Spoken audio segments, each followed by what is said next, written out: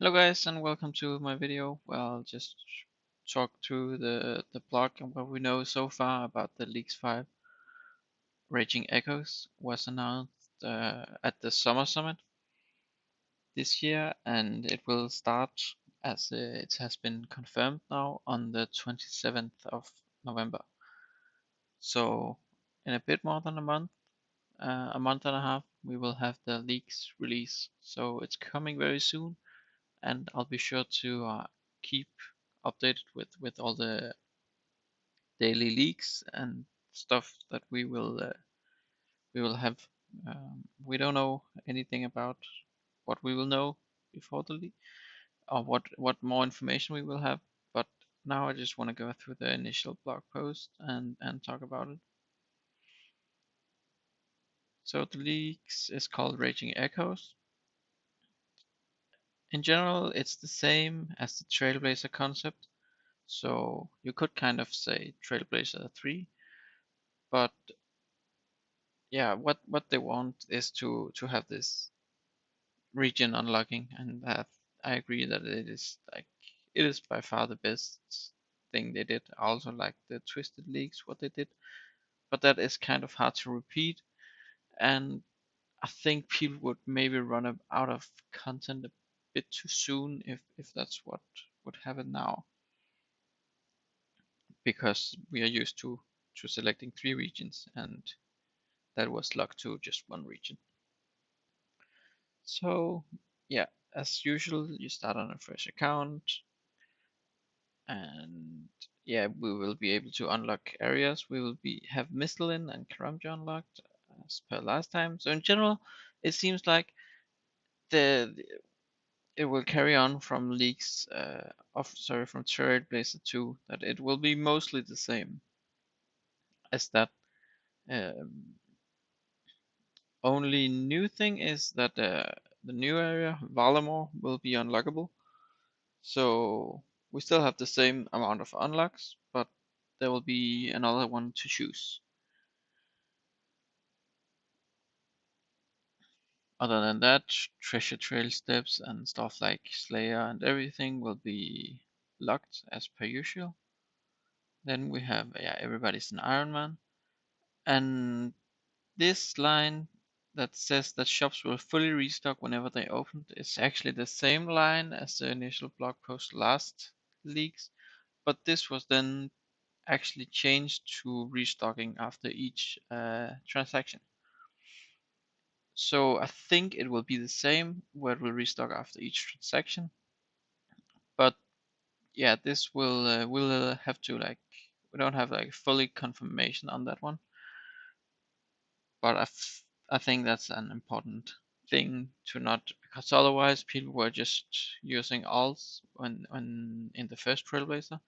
Everybody had just like an alt that spammed open the shop, and then they would be able to sell it at like better prices. So I think this would be nice. Then we have the some starting levels to get started with training, endless run energy as usual, some quest and diary, and they actually told us in recent times that they will be going through all the quests that and uh, and they will also complete even more quests than usual, and they will also not have tasks for small useless quests such as Soulsbane. They actually specifically said that Soulsbane would be auto completed, but that, like, that used to be a task in both leagues, both Trailblazers, and there was no really real reward for completing it other than a very tiny amount of combat experience. But yeah, they would want you to keep doing small little quests that are not very important. Um, yeah, and we still have the task system and the region system, and I assume that it will be just the same unlocks. So I think it's at 40 and 100 tasks or something. That, yeah, I think it will actually be the same amount of tasks that will unlock you another region, and probably they will change up the points required for each tier, but we don't know how many tiers there are yet, so that's also going to be very interesting.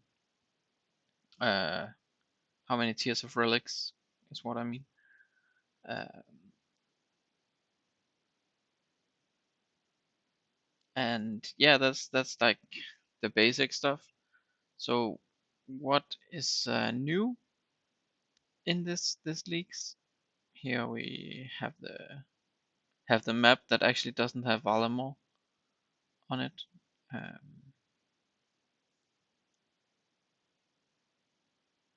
so that's a bit interesting. That you can see it's not unlockable, but they said it will be. So the biggest new thing is probably the combat masteries. So what this means is that a lot of the relics that are combat related will probably be put into combat masteries, and they say that they've set most of the relics, and I believe that's because some utility relics such as last recall, for example, have some combat implications, or maybe some kind of potion boosting stuff can also have combat consequences. So I think that's what they mean, but in general, most of your combat masteries will probably come from this. And it says that it complements the relic system and uh, progress in the league advance our combat mastery alongside relics. So it sounds like it's probably gonna be based on points as well, um, uh, based on the difficulty of the tasks, but that is not completely confirmed. Then we have the so the combat masters is gonna be new and exciting, and I like this split because it makes more space, I think, for more non-combat related relics, and also maybe some smaller, um, like maybe the combat masteries that we pick are not gonna be as impactful every time, so that it allows us to like make more small choices that like affect our route. So it's gonna be very interesting. Then we have the Echo Boss variants, and this is going to be some harder variants in each area. There will be, they say, one in each area, and they will have different mechanics. So, but yeah, it's gonna be very interesting to see what this means.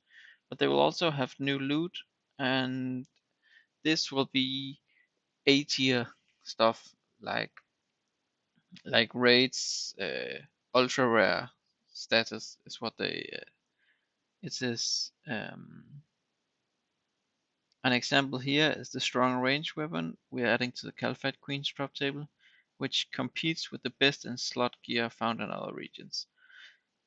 So you would think that this would be equivalent to a twisted bow or bowfa or something along those lines. Um, but we don't know for sure what power level will be, but I assume that means that if you got this weapon, you probably would need to grind out a Bofa, or um yeah, depending on like what your regions are, but this will provide more options, and yeah, will definitely make a region picks more interesting. And since there are 8 regions, we get 8 new enhancements, so I think that could be one of each weapon, and then maybe some general body armor or some amulets. And amulets, like, they could have special effects such as on the undying retribution stuff. So maybe it will create an explosion when you wear the amulet. We don't know. I hope they have add like special effects to a lot of the items, so it's not just purely stats.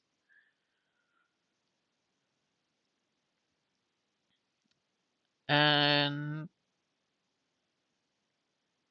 yeah, they just say they'll add some new tasks and some new relics and bringing back some favorites. So that's awesome. Then we have a few rewards: a league specific banner, home teleport animation scroll, and outfit, two equipment ornament kits, two player owned house reskins, a new portal Lexus, and a death animation override. So these are like pretty common rewards. We don't know exactly what they'll look like yet, but yeah, this is an example. And yeah, that's the basic stuff that they revealed in the blog post. There's a bit more information here on the Discord. So yeah, each region will have a different mechanic, ha- have an echo bus with different mechanics and a new unique loot. And one interesting thing is that you can acquire all three mega rare weapons from all three raids. And in addition to this, the scythe can be charged with just blood runes. And this is like a really interesting take, because maybe Ranger doesn't want Current because they don't need to be able to do Chamber of Zurich for the twisted bow. And in general, like it's gonna be very interesting. We also don't know, and now we are going a bit more into like my theory crafting, but we don't know how the which weapons will be favored in these leagues. So in the first Trailblazer leagues, every weapon had their attack speed halved, rounded up, which really favored weapons that had an equal amount of ticks between attacks. And in Trailblazer 2, it was rounded down, which gave an edge to uneven ticked weapons.